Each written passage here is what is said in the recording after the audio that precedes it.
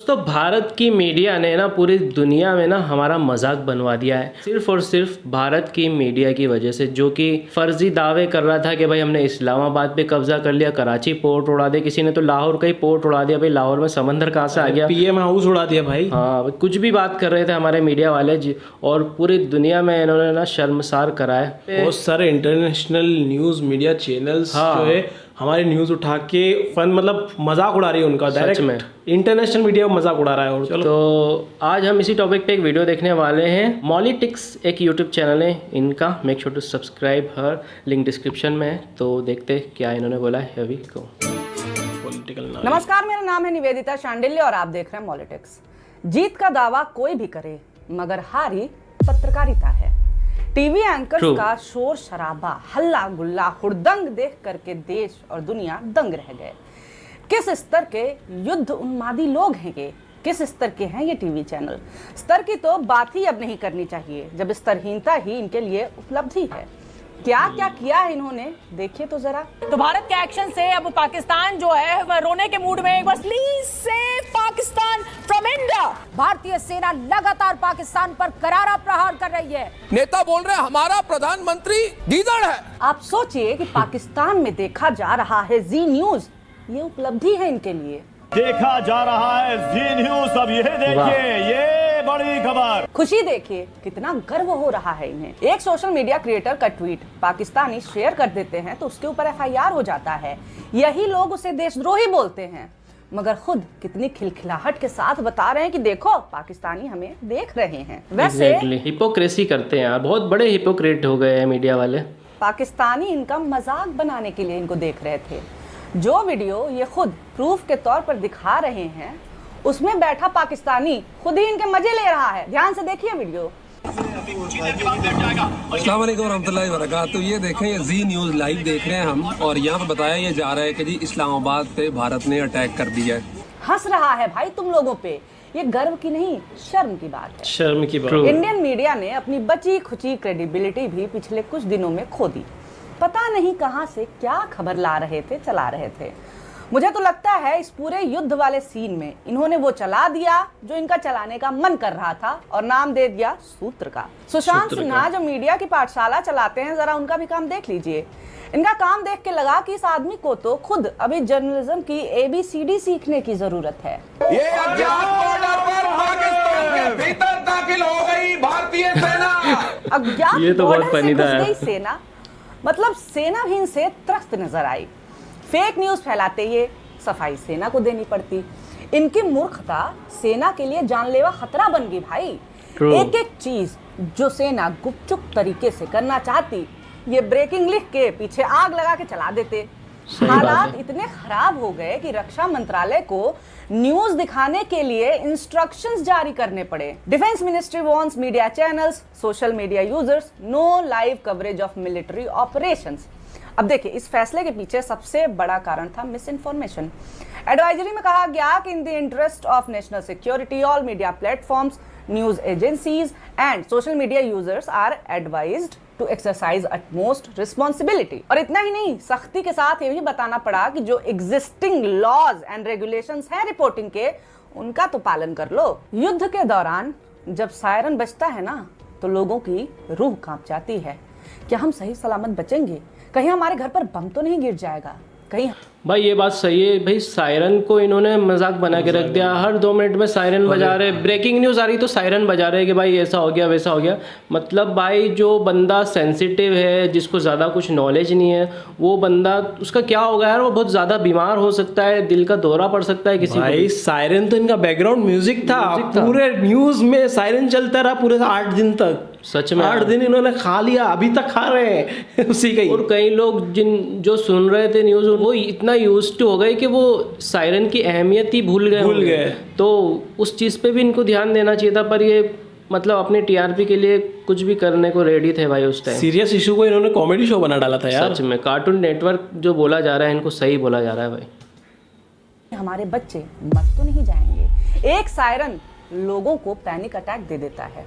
उस सायरन का इस्तेमाल ये टीवी चैनल 2 खबरों के बीच में म्यूजिक की तरह कर रहे थे। छिप कर देख रहे हैं, पाकिस्तान के सूचना मंत्रालय ने जी न्यूज को बैन कर दिया था। खबरों के बीच ट्रांजिशन के लिए युद्ध वाले सायरन का इस्तेमाल, ये पत्रकार हैं, पत्रकारिता पढ़े हैं ये, वैसे तो नहीं पढ़े हैं ये, मगर खुद को पत्रकार कहते तो हैं। बंद कर दो भाई, पूरे मीडिया को सर्कस बना दिया है। इतना सेंस क्या पूरे संस्थान में किसी के पास नहीं रहा होगा जो बोले कि सायरन मजाक नहीं है, मगर टीआरपी मिल रही है तो फिर काहे के पत्रकार और काहे की पत्रकारिता। यहाँ भी डिफेंस को सामने आना पड़ा। चैनल्स को हिदायत दी गई कि सायरन का इस्तेमाल बैकग्राउंड म्यूजिक की तरह करना बंद करो। यानी कि हमारे देश की सेना बॉर्डर पर पाकिस्तान से लड़ रही थी और देश में गोदी मीडिया से। उनका काम इन चैनलों ने ही ज्यादा बढ़ाया है, बता रही हूँ मैं। सेना पाकिस्तानी जासूसों से जितना परेशान आज तक नहीं हुई होगी, उतना इन चैनल्स ने तो एक हफ्ते में परेशान कर दिया, खबरें लीक कर करके। इस वक्त है हम गुजरात बॉर्डर के टॉप सीक्रेट लोकेशन पर। इस समय हम जम्मू कश्मीर के फलाना टॉप सीक्रेट जगह पर है, जहां सेना टॉप सीक्रेट ऑपरेशन चला रही है। ऑपरेशन के बीच में फिर इनको लताड़ा गया कि यार हमारी लोकेशन बताना बंद करोगे तुम लोग। चलो मीडिया वाले मान गए, मगर फिर भी गजब लेवल की मूर्खता का प्रदर्शन किया आरोप के बाद। पाठशाला वाले सुशांत की ये वीडियो देखिए, समझ आ जाएगा कि मैं कह क्या रही हूँ।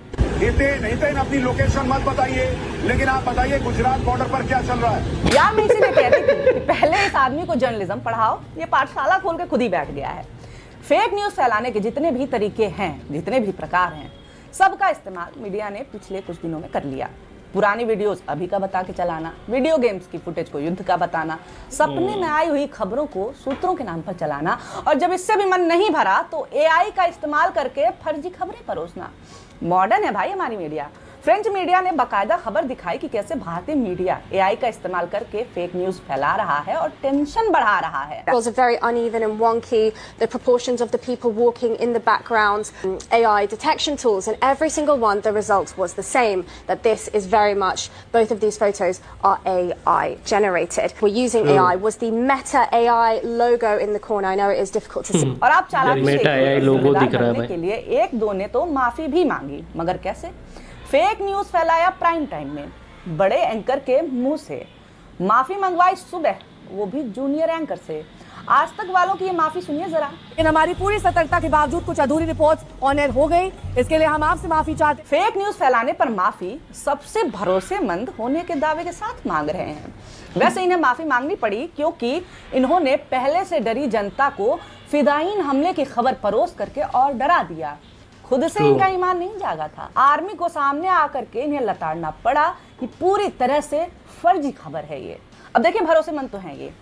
अरे इनके फेक न्यूज पर आम जनता तो क्या, सरकार के मंत्री भी भरोसा कर लेते हैं। मंत्री जिसके पास इनसाइड जानकारी होनी चाहिए असली वाली, वो नकली फैलाई खबरों पर सीना ठोकते हुए नजर आए। इनके पास बम मिसाइल से जुड़ी आज तक जितनी भी वीडियोस आई थी, उन सब का इस्तेमाल पिछले एक हफ्ते में कर लिया। गाजा इजराइल की वीडियो भी भारत पाक का बता के चला दिया। वीडियो गेम्स तक को नहीं छोड़ा, और कोई एक नहीं, सब के सब एक ही लाइन में खड़े मिले। आज तक ने कराची पोर्ट उड़ा दिया, जी न्यूज ने इस्लामाबाद उड़ा दिया, रिपब्लिक ने आसिम मुनीर को गिरफ्तार करवा दिया, एबीपी ने इस्लामाबाद में तिरंगा फहरा दिया, सुदर्शन ने तो पाकिस्तान को भारत में मिला लिया। होड़ लगी थी हमेशा की तरह खबरें ब्रेक करने की नहीं, कौन कितना ज्यादा गंध मचा सकता है इसकी। सही कहा गजाली भाई, एनडीटीवी वाले ने, कहेंगे अपडेट दो, फिर फर्जी खबर चल जाए तो कहते हैं फेक न्यूज क्यों दी। severe escalation which has happened. चलवा के फिर कहेंगे फेक क्यों दिया। All right.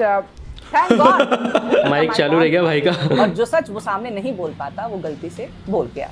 खुद ही फेक न्यूज दे करके खुद ही फैक्ट चेक भी यही कर रहे थे। पहले हाफिज अब्दुल रऊफ को मार दिया, फिर कह रहे हैं कि वो आतंकियों के जनाजे में शामिल था। हाउ? ये आदमी सही बोल रहा है कि ये न्यूज कम हार्ट अटैक ज्यादा दे रहे हैं। एक आदमी जो गोदी मीडिया थी, गिरने की होड़ में बिना गोदी मीडिया का हुए जीत गया, उसका नाम है रिटायर्ड मेजर गौरव आर्या। ये कर दो, वो कर दो, ऐसे बोल रहे हैं जैसे वीर रस की कविता लिख रहे हो। एक बार नेवी बीच में आके कराची पोर्ट पे आग लगा दे, मजा आ जाएगा। एक बार नेवी वाले आप भी जरा अपना इसमें हिस्सा डालो। आर्मी अंदर घुस गई है पाकिस्तान में, INS विक्रांत है, वहां से करिए 15-20 BrahMos fire, set fire to the Karachi port, आग लगा दो कराची में, फूंक डालो पूरे शहर में। इस आदमी ने अकेले देश की फॉरेन पॉलिसी का जितना नुकसान किया, उतना कोई दुश्मन भी नहीं कर पाया। युद्ध के वक्त जब भारत दूसरे देशों का सपोर्ट चाह रहा था, तब इस आदमी के एक वीडियो ने एक बड़े देश से हमारे रिश्ते खराब करवा दिए। ईरान के फॉरेन मिनिस्टर को सुअर बोल दिया भाई, स्क्रीन पर पिग भी लिख दिया। इस आदमी को, इस सुअर की औलाद को, एक मिनट, भाई साहब, इस पिग को भारत तब आना था जब पहलगाम। ईरानी लैंग्वेज में चल इसका रहा असर हो, ईरान में सब कैसा टाइटल हुआ, भी ये दिखा रहे हो। जानिए। ईरान के लोगों के साथ साथ डिप्लोमेट्स में भी नाराजगी दिखी। भारत सरकार से मांग की गई कि इस आदमी पर तुरंत एक्शन लिया जाए। युद्ध इनके लिए एक मजाक है, कोई मरता है मरता रहे, हमें तो टीआरपी मिल रही है। चित्रा पहलगाम हमले के बाद कश्मीर जाके रील्स बनाती हैं और अंजना स्टूडियो में अपने फैशन को ऑपरेशन सिंदूर से जोड़ती हुई नजर आती हैं। ये युद्ध उन्मादी लोग हैं, वो लोग जिन्हें युद्ध देख करके मजा आता है, सैडिस्टिक प्लेजर जिसे कहते हैं। इनके स्टूडियो पर बम थोड़ी न गिर रहे हैं, ना इनकी जान खतरे में है, इसलिए चटकारे लेकर के युद्ध युद्ध चिल्ला रहे हैं। इतने टेंशन वाले टाइम में भी ये अपना डेली रूटीन वाला काम नहीं भूले। विपक्ष पर सवाल उठाने वाला सुशांत कह रहे हैं मुंह क्यों लटके हुए हैं, तो क्या दांत चिया रे भाई कि ये युद्ध हो रहा है। जो भी इनकी तरह सैडिस्टिक नहीं है, वो ऐसे मौके पर जब देश की सुरक्षा खतरे में हो, जवान सीमा पर हो और आम नागरिक मारे गए हो, हंस तो नहीं पाएगा। नफरत में पागल ये लोग पुंछ में मारे गए शिक्षक को आतंकवादी बता करके चला देते हैं। क्यों? क्योंकि वो दाढ़ी और टोपी वाले थे। देश का इन्होंने मजाक बनवा दिया, पाकिस्तान में और दुनिया भर में। जरूरी सवाल एक नहीं, फेक न्यूज और देश की सुरक्षा से खिलवाड़ अलग से। It's high time that these hate mongers are regulated and held responsible for their actions. बाकी इन युद्ध वाली जगहों का असल में क्या हाल हुआ, यहाँ के लोग क्या कह रहे हैं, क्या चाहते हैं, ये सब जानना हो तो आप हमारे चैनल पर ग्राउंड जीरो से अनिल शारदा की रिपोर्ट्स देख सकते हैं। बिना हंगामे, बिना सनसनी वाली सच्ची रिपोर्ट्स। असलियत देखना हो तो आप हमारे वीडियोस को चेकआउट कर सकते हैं। बाकी जिस तरह से मीडिया का स्तर गिरा है उस पर आप क्या कहेंगे? तमाम फेक न्यूज़, फर्जी। भाई वीडियो इधर ही एंड होता है और सच में यार मैं कहना चाहूँगा कि हमारा जो मीडिया है ना, इस देश का सबसे बड़ा दुश्मन है। भारत का सबसे बड़ा दुश्मन जो है वो मीडिया है भारत का, क्योंकि फेक न्यूज़ तो आपने देख ही ली, इसके अलावा भी वो ऐसी ऐसी न्यूज़ बनाते हैं जिससे देश के लोगों को आपस में लड़वाते हैं। हिंदू मुस्लिम का जो सबसे बड़ा झगड़ा करवाने में किसी का हाथ है वो न्यूज़ है, और काफ़ी फेक न्यूज़ फैलाते हैं। भाई ये न्यूज़ तो चलो सबके सामने आ गई, लेकिन ऐसी ऐसी फेक न्यूज़ फैलाते हैं ना, जिसकी वजह से कई जगहों पर कम्युनल वायलेंस हुआ है, होता है। और वो फेक न्यूज़ होती है वो। मतलब अभी रिसेंटली एक न्यूज़ देख रहा था मैं, किसी मुस्लिम पर्सन के बारे में उन्होंने फैलाई कि भाई ये बंदा बीच रोड पे बोले बस रोक के नमाज़ पढ़ रहा है, जबकि उसकी जब असल फुटेज सामने आई तो क्लियर दिख रहा था कि भाई वो साइड में बस खड़ी थी एकदम, उससे रोड पे कोई इफेक्ट नहीं पड़ रहा था। और वो, लेकिन उनका ये था कि उन्होंने इस तरह दिखाया कि वो बीच में रोड ब्लॉक कर दिया उसने नमाज पढ़ने के लिए, पीछे वाले खड़े में हॉर्न बजा बजा के परेशान हो गए लोग। मतलब दिखाने का तरीका है बेसिकली इस तरह से ये फेक न्यूज़ फैलाते हैं और फर्जी खबरें उड़ाते हैं और फिर बाद में एक्सपोज हो जाते हैं, क्योंकि झूठ कभी ना कभी किसी ना किसी सूरत में सामने आ ही जाता है और लोगों को पता लग जाता है कि झूठ है। अरे तो इनके तो 2000 के नोट में भी चिप होती है यार। हाँ क्या तो इसी से समझ लो भाई किस लेवल का। लेकिन मासूम लोग बहुत है यार, हमारे बहुत से इनोसेंट लोग हैं जिनको कुछ पता नहीं है। जो सोशल मीडिया, बहुत बड़ी पॉपुलेशन है आज जो सोशल मीडिया यूज़ नहीं करती, जो इन मीडिया पर ही सोशल मीडिया यूज़ करती है वो भी इन मीडिया पे यकीन रखती है। जो 40 से 60 साल के अंकल है ना, वो तो सबसे ज़्यादा। मेन बात क्या है, सोशल मीडिया पे भी पहुंच गए ना। हाँ, दिक्कत तो वही है ना कि सोशल मीडिया पे पहुंच गए हैं। लेकिन जो लोग हैं जो फैक्ट चेकर को फॉलो करके रखे, तो वो लोग जब रियलिटी बताते तो वो लोग समझ भी जाते, लेकिन बहुत बड़ी पॉपुलेशन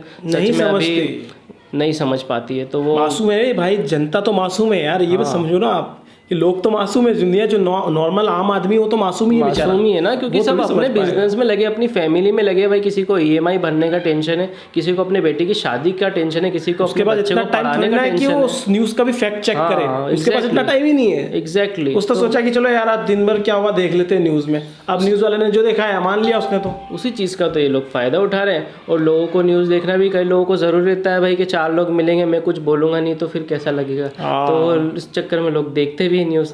तो लेकिन हाँ, रियल न्यूज़ देखना भी ज़रूरी है और लोगों को ये टीच करना कि भाई आपको कहाँ रियल ख़बर मिलेगी, ये भी ज़रूरी है।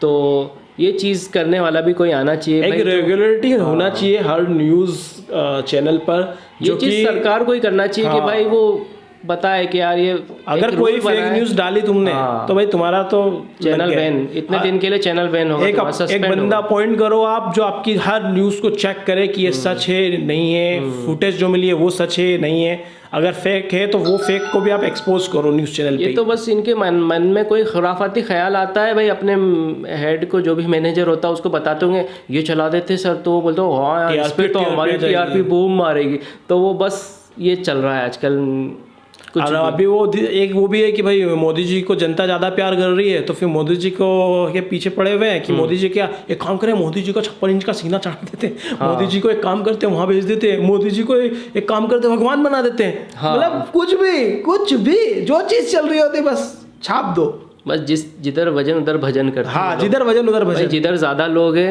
उस चीज़ को ये लोग बहुत बड़ा चढ़ा के बताएंगे, जिससे इनको और ज़्यादा टीआरपी मिलेगी। कुल मिला के बेसिकली टीआरपी गेम और ये होता ही है भाई। बाकी इस चीज़ को पॉजिटिवली करे ना तो बहुत अच्छी चीज़ है यार, वो देश के लिए अच्छा होगा अगर उसको सही तरीके से किया जाए ना। आपका न्यूज़ चैनल तो वैसे भी चलना ही है, सालों से चलते आ रहे हैं, कोई बंद तो वो नहीं है, लेकिन अगर आप थोड़ा सा ईमानदारी से काम कर लेंगे तो नेटवर्क का ज़्यादा नुकसान नहीं होगा, लेकिन हाँ देश का फ़ायदा हो जाएगा। इनका काम तो ऐसा है कि कोई भला काम भी कर रहा है ना और उसको बुरा बताने में इनको फ़ायदा मिल रहा है तो उसको बुरा बता देंगे भाई, एक्सपर्ट ही है उसमें तो एक्सपर्ट है भाई। हर भले काम जैसा इन्होंने बताया एक टीचर को इन्होंने टेररिस्ट बता दिया भाई। हाँ, और तो और भाई बहुत सालों से ढूंढ रहा है उसको, ऐसा बता दिया जस्ट बिकॉज उसकी दाढ़ी और टोपी है, वो इंडियन ही है। और बताया भी उसको कहा वहाँ का बाहर का पाकिस्तान का बता दिया। अरे भाई कुछ भी यार। तो बताओ भाई आपका क्या सोचना है इस बारे में। बाकी हमने जो कहना था कह दिया। उम्मीद है आपको वीडियो अच्छा लगा होगा। चलेगा लाइक शेयर सब्सक्राइब जरूर करना। मिलते हैं नेक्स्ट वीडियो में। Till then make love not war.